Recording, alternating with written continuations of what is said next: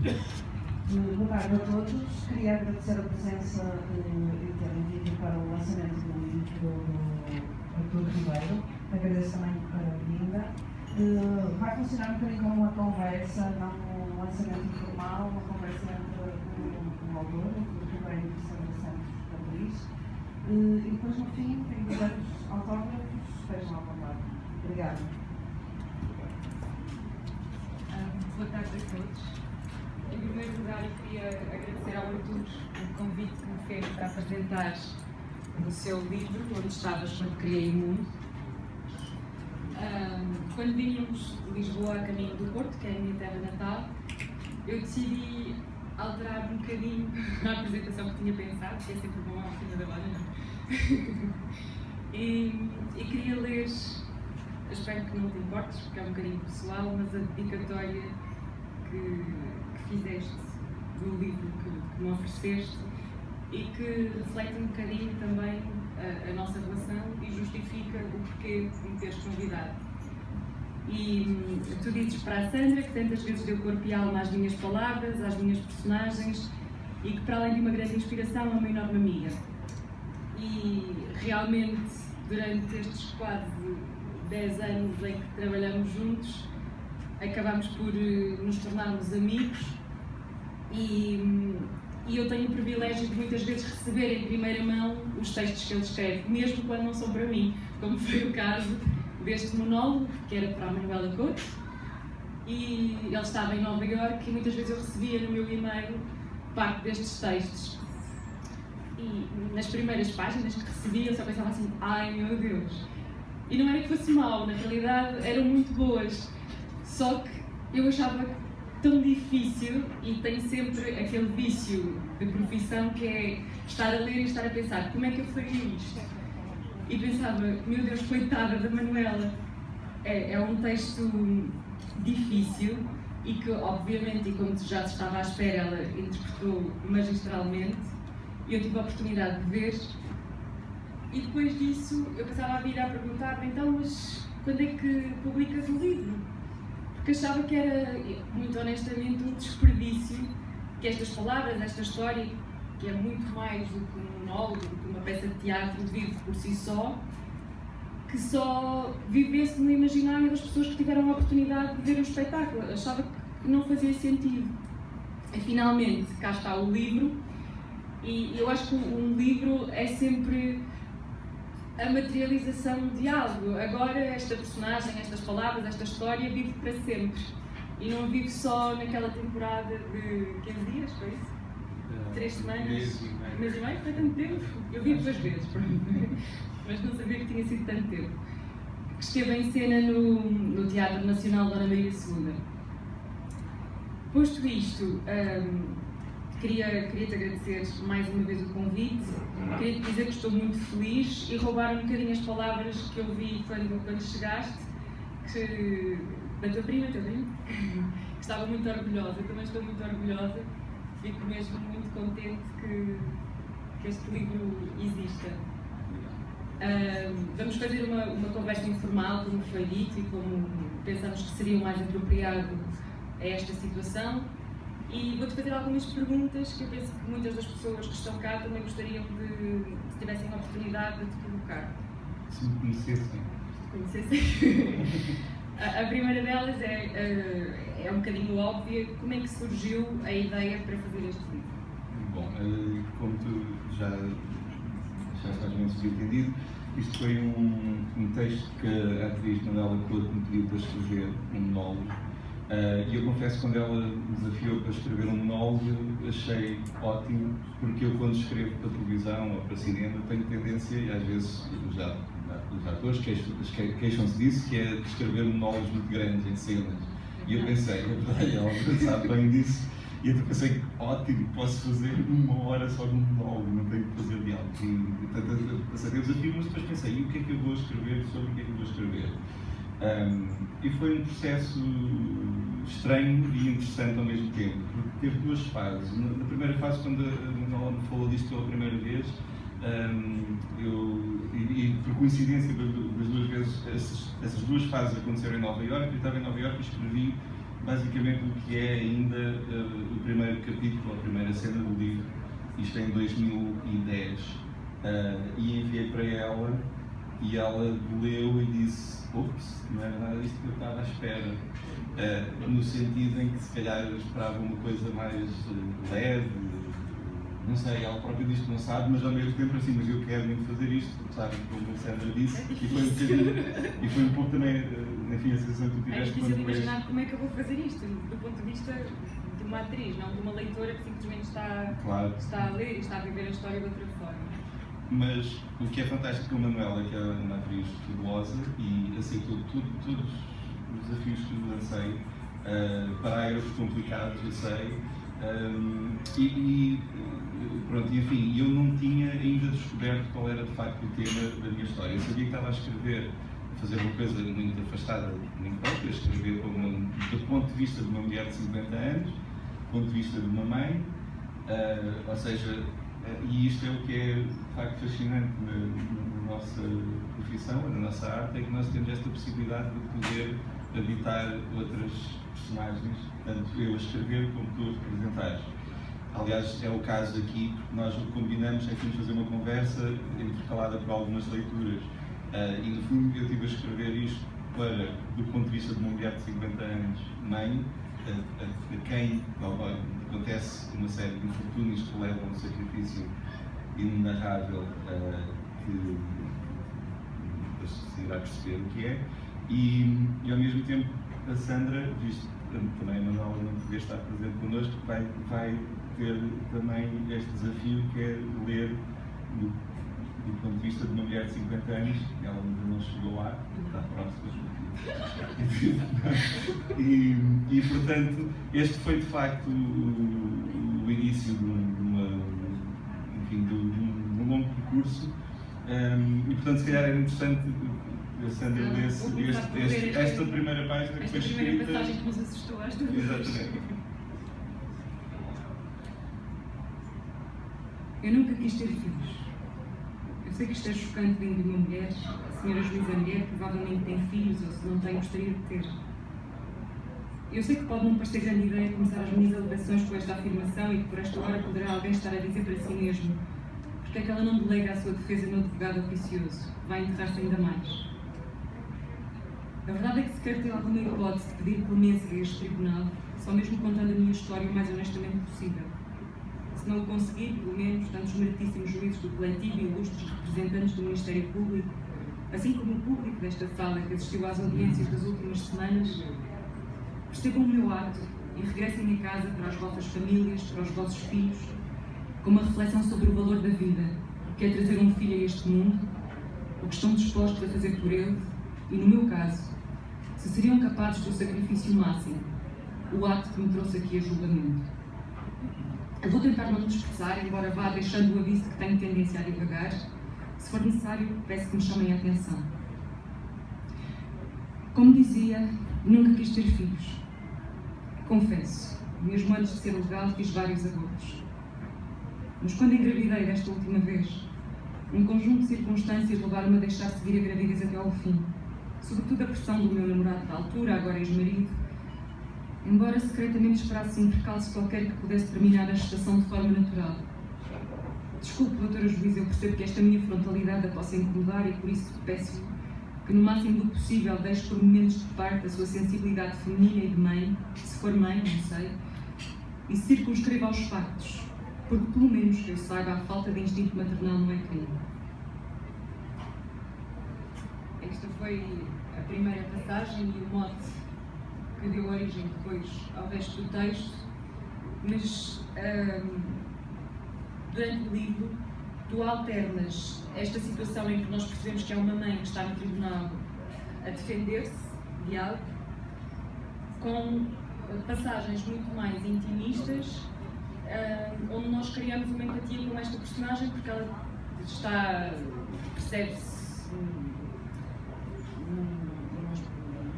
num hospital, numa outra ação, num outro espaço, a conversar com o seu filho, mas que acaba por ser quase um monólogo interior dela própria, uma conversa consigo própria.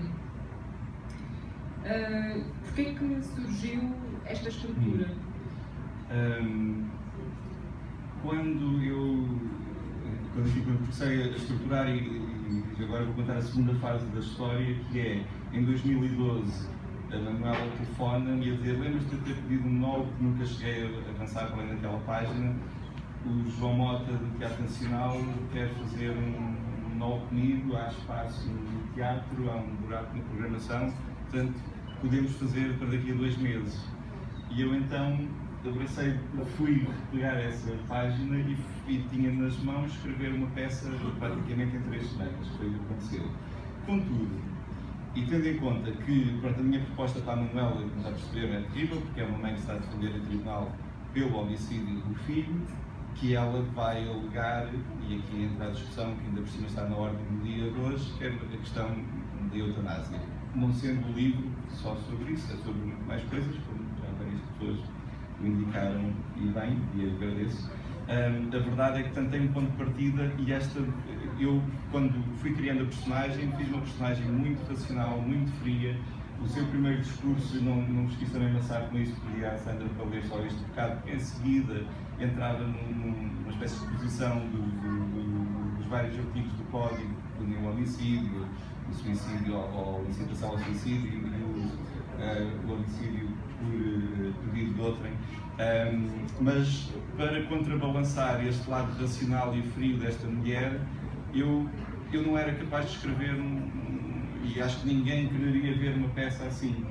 E houve um dia que não sei bem de onde veio, comecei a escrever uma espécie quase em escrita automática, o monólogo interior desta personagem, ou seja, que no fundo depois em peça ela falava, digamos, para o filho válido na cama do hospital, mas acaba por ser um monólogo interior praticamente.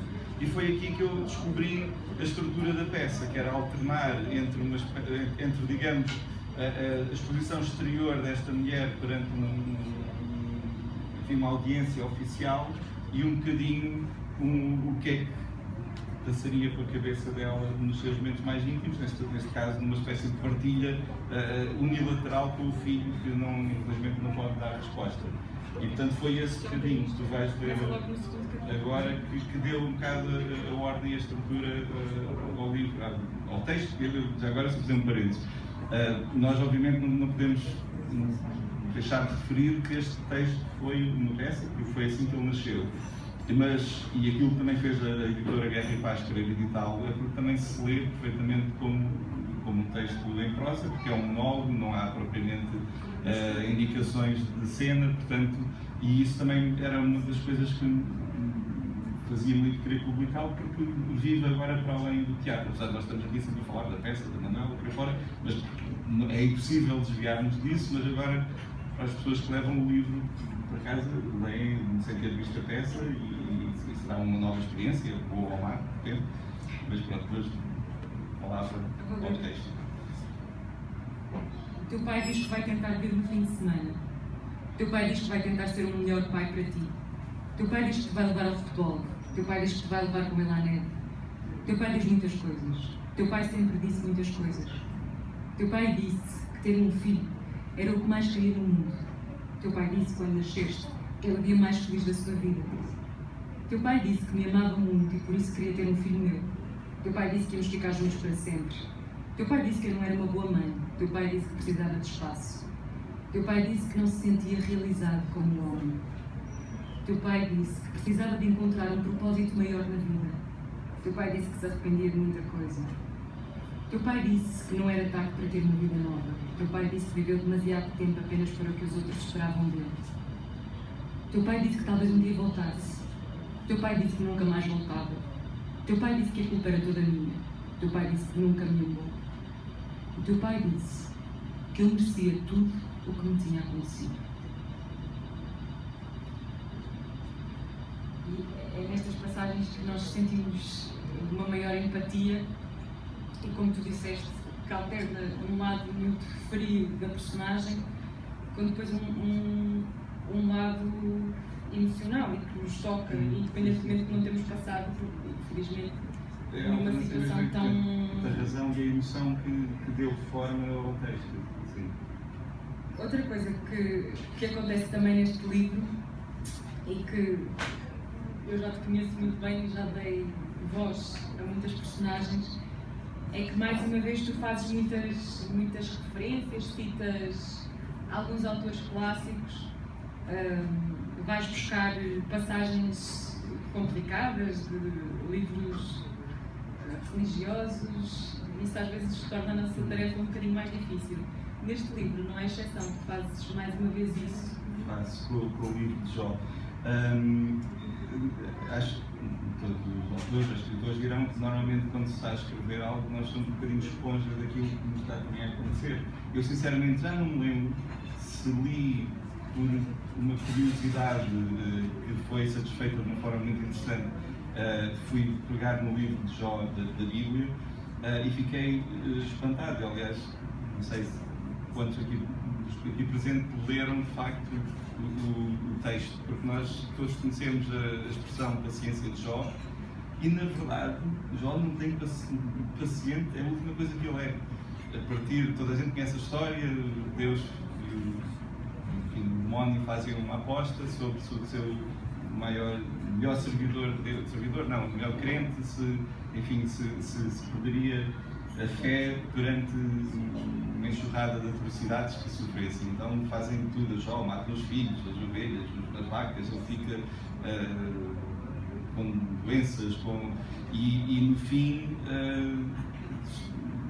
a expressão paciência de Jó vem que ele aceita aquilo tudo, mas não perde a fé. Mas na verdade, se forem ler, há não sei quantos versículos em que Jó perde a paciência e pergunta, de facto, porquê? Eu não questiono, ou melhor, eu quero só perceber porque é que estou a sofrer isto tudo. E o mais interessante, e é um texto fabuloso, muito bom, como aliás muitos textos da Bíblia, que são fenomenal em termos literários também. E depois o que é estranho é que no fim de todas as perguntas que Jó faz, Deus decide que já está farto de o ouvir e dá-lhe um sermão e um caspalhete e pergunta, que é a frase do tipo: quem és tu para estar a questionar os meus desígnios e onde é que tu estavas quando eu criei o mundo, quando eu separei a terra do mar e por fora? E eu achei, foi uma experiência extraordinária ler o livro de Jó e, portanto, não sei como eu tinha que entrar nesta história. Exatamente. Depois ela vivencia, não é? Ela, no fundo, sente-se como Jó, que lhe caiu tudo em cima e está, neste caso, está em julgamento real, porque está a responder perante um juiz, mas ao mesmo tempo há aqui também uma dimensão moral que eu queria explorar. E é curioso, porque quando se está a escrever, pelo menos eu não parto logo do princípio e vou escrever sobre isto e aquilo. Quer dizer, obviamente, encontrando o tema, sei para onde vou, mas há sempre um percurso de descoberta. Portanto, esta descoberta, tanto do livro de Jó como de outras coisas, acabam por acontecer do próprio texto. E, portanto, eu pulo, no fundo, numa situação um pouco a perguntar-se, mas porquê eu? E que eu tenho apontado numa passagem em que ela faz esse paralelismo com Jó. Eu vou ler esta passagem. Sim. Tá bom. Deu origem à pergunta. Lembram-se de vos ter dito logo ao início que nunca quis ser mãe? Uma das razões era o medo. Independentemente da melhor educação que os pais se esforcem por dar aos filhos, é sempre uma incógnita que vai sair dali. Antes de ser mãe, eu olhava sempre aterrorizada para os filhos das minhas amigas, ou mesmo para os meus alunos, e pensava: isto é uma roleta russa.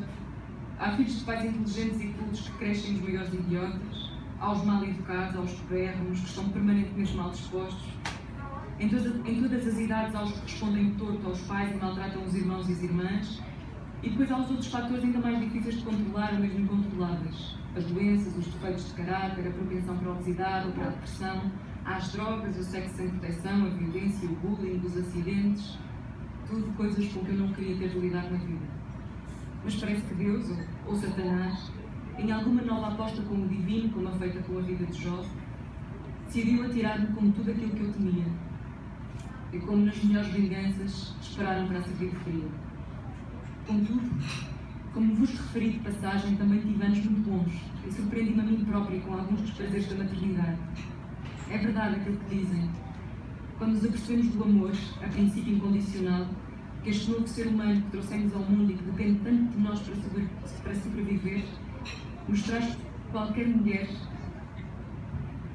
passa a ser uma fervorosa crente desta religião que é a maternidade, em que somos Deus perante a nossa criação. Mas nunca é certo que esse amor perdure. Não é certo que o amor seja recíproco. Esse é talvez o maior dos medos de uma mãe, de um pai, que o filho não o ame.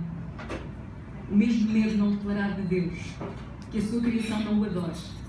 Senão porque precisaria de manifestar-se no Antigo Testamento de forma tão ciumenta contra os outros deuses. Porque é que existe tanto sacrifício e tormento do seu povo eleito, incluindo o seu próprio Filho Jesus?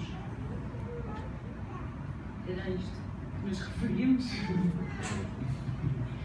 Para além da religião, tu ainda focas sempre temas da atualidade. Ou seja, tu partes muito daquilo que está a acontecer na realidade e colocas isso na maior parte das tuas obras. Quer sejam obras de teatro, quer seja muitas vezes outros trabalhos que fazes, como argumentista até televisão. E muitas vezes depois também estas referências religiosas e textos complicados, mesmo em novelas. E por que não? Eu comecei a escrever e perguntar, não podes fazer isso, então, por fora.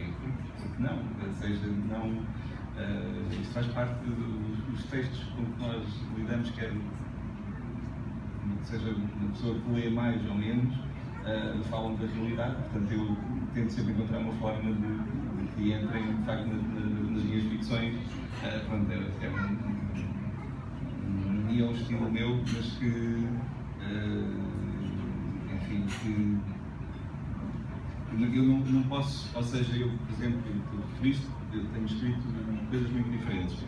Cinema, teatro, televisão vários formatos e agora também aquela novela. Mas eu não olho para nenhum formato com desprezo ou com preconceito. Portanto, eu quando estou a escrever uma novela, eu não posso assumir que estou a escrever um produto menor. Eu vou fazer na mesma, contar a história que quero contar da melhor forma e no meu estilo e da forma que eu acredito. Portanto, daí que essas coisas passam e aparentemente até tenho que ir bem, não será assim.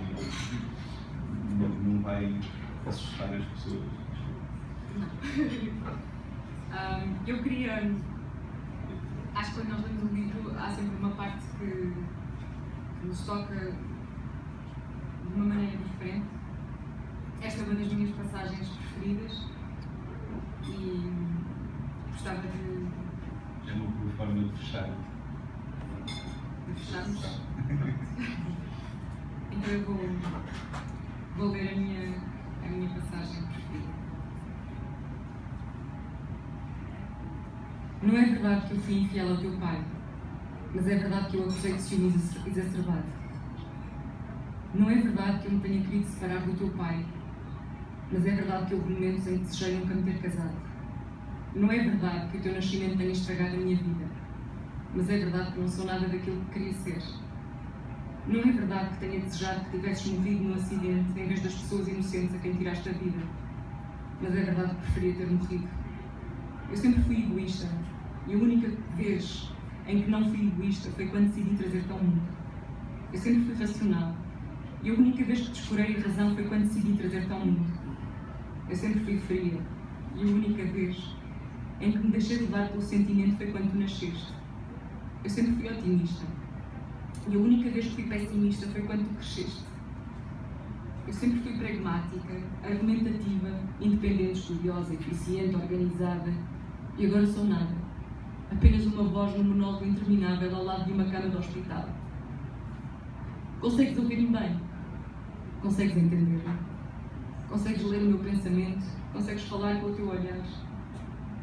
Consegues dizer-me o que queres? Consegues responder-me se eu te perguntar?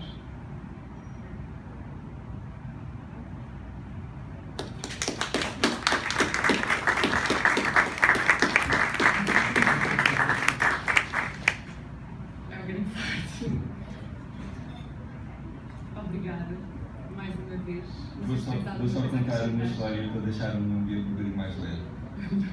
Na altura de começar os ensaios, eu fui, a primeira vez que fui visitar a Manuela ao Teatro Nacional, encontramos no café, a festa, e nós estávamos muito bem dispostos. Com outro estava a assistente de cena, que não me conhecia, e que assistiu um bocadinho à nossa conversa durante 10, 15 minutos e pensava por assim, para lá, foi este que escreveu esta peça? E eu, sim. E ele não queria acreditar, porque achava que a peça tinha sido escrita por um senhor idoso, mal disposto pelo mundo, vivia dentro de uma casa e por aí fora, e portanto, se calhar não fui eu que escrevi.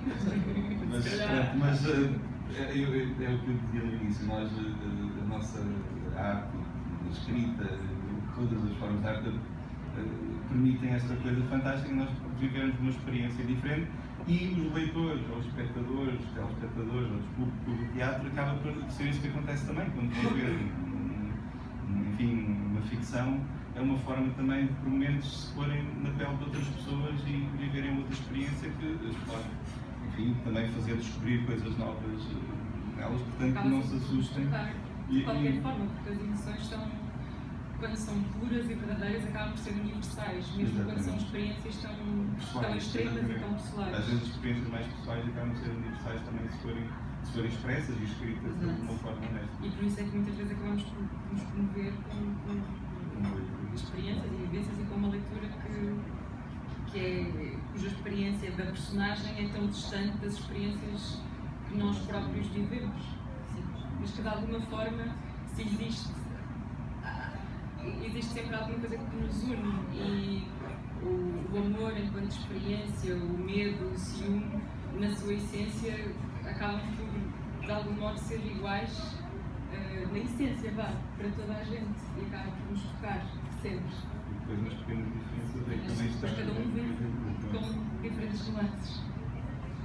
E obrigado mais uma vez. Obrigado, Sandra, por esta conversa.